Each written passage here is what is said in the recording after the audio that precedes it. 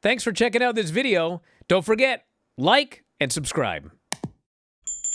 Then we had Lola Vice and Kalani Jordan, NXT Underground.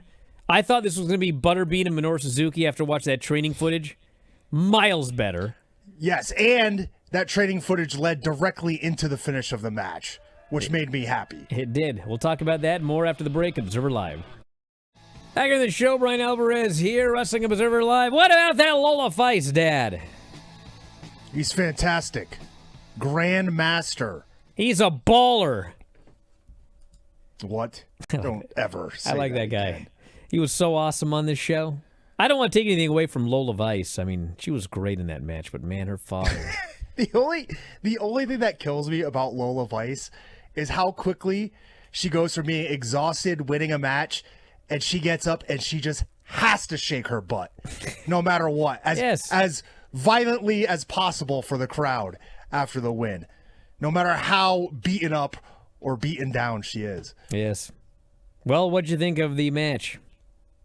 As an MMA practitioner. Come on. As an MMA practitioner, it was not a great mixed martial arts match. I'll say that. They did a lot of fighting on the outside. And but like I said, I like the finish. Kalani tried to do a backflip out of a move like she did to Shayna Baszler in training, and Lola just got up and gave her the back fist and then hammer fisted her and TKO'd her. So I howled, as you would say. As I would say. And then her dad, she celebrated with him in the crowd. Her dad, ever the worker, the grand master, not only of kicks, but of psychology. He grabs her hand and makes sure to kiss it for the crowd. What a guy. What a guy. So then we had, what do we have after that? Oh, the JC thing. Do they call it, does he have a name? Grandmaster Loretta? Do they even? Nah, man, he has a name, but I forgot what they called him. Who remembers what they called the dad? Well, I mean, she's Valerie Loretta. I know that from Bellator. Yes, I think probably just Grandmaster Loretta or something. Then we had Joe Hendry, Ricky Saints for the NXT title. And after all of this madness on this show, they have a match. They have a professional wrestling catch-as-catch-can battle for the NXT title. And they did the finish where Ricky tried to cheat, was unsuccessful, and then Hendry cheated and then pinned him. So well, you are missing the fact that Saints tried to cheat, but it was using Ethan Page, who quite clearly slid the title past Ricky Saints on purpose, whether it's subconsciously or not. And then there was a battle over. Saints tried to kick him low. Yeah. And I think he did. And then Hendry ended up kicking him low while the ref was turned and got the win. It was a kind of a weird finish, but a good main event. I think that where they're going is a babyface turn by Ethan Page. I said last week what I think they're going to do is a double turn. I think they're going to turn Miles Bourne against Joe Hendry, and I think they're going to turn Ethan Page against Ricky Saints. You could do both of those, yes. But I mean, they made it. There was an angle earlier on in the show where Ricky's telling, like, Ethan Page is just all sad and he's angry and he's just miserable, and Ricky says, I need your help tonight, and finally he goes, you know what? If you help me tonight, I will be a 2-time NXT champion, and you can be a 2-time greatest North American champion of all time. And Ethan gets all happy and he goes, 2-time.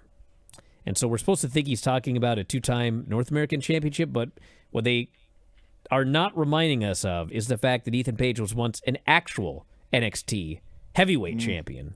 No, so they do remind us of that because Ricky Saints goes, hey, you remember what it's like. Because they did the same promo on Tuesday as well, Bryan. Well, one way or the other, I think he's going after that second NXT title. Yeah, and if you remember, Joe Hendry had that weird moment where he was like, he told Miles Bourne he wished he was deaf too. Oh, yes. And Miles Bourne was like, yeah, pump the brakes on that one. So, but then he acted like he had a sense of humor. I got a sense of humor, he says. Is that right? Hey, if you love this clip, have I got a deal for you? WrestlingObserver.com. Do you have a commute? Do you work out at the gym? Do Do you like listening to audio on your headphones or your earbuds or whatever the kids use today? Well, WrestlingObserver.com will give you all the audio you'll ever need in your life. Over 15,000 audio shows. Every audio show that we have ever done, dating back to 2005, is available for subscribers at WrestlingObserver.com. Every time a new show comes out, you can podcast it directly to your phone. If you have a commute, as noted, if you go to the gym, if you like to lift weights and listen to Granny review soap operas, well, WrestlingObserver.com gets you full access to all of these shows and all of these archives. You can go back and listen to TNA reviews from 2010. You can go back and listen to reviews of every WWE pay-per-view, every big story that's ever happened in wrestling. You can get access to that at WrestlingObserver.com. Plus, full access to the Wrestling Observer newsletter every week. 40,000 words of news and information in pro wrestling. Why get all your scoops off Reddit, which aren't even accurate most of the time? Go right to the source, the Wrestling Observer newsletter. You also get Observer archives dating back to 1990. So check it out today. Thousands of issues of the Wrestling Observer newsletter, tens of thousands of hours of audio, all for $12.99 per month or as low as $9.99 if you sign up for a year. You'll never run out of audio if you subscribe to WrestlingObserver.com. So head up there, check it out today, and I'll talk to you again after a while.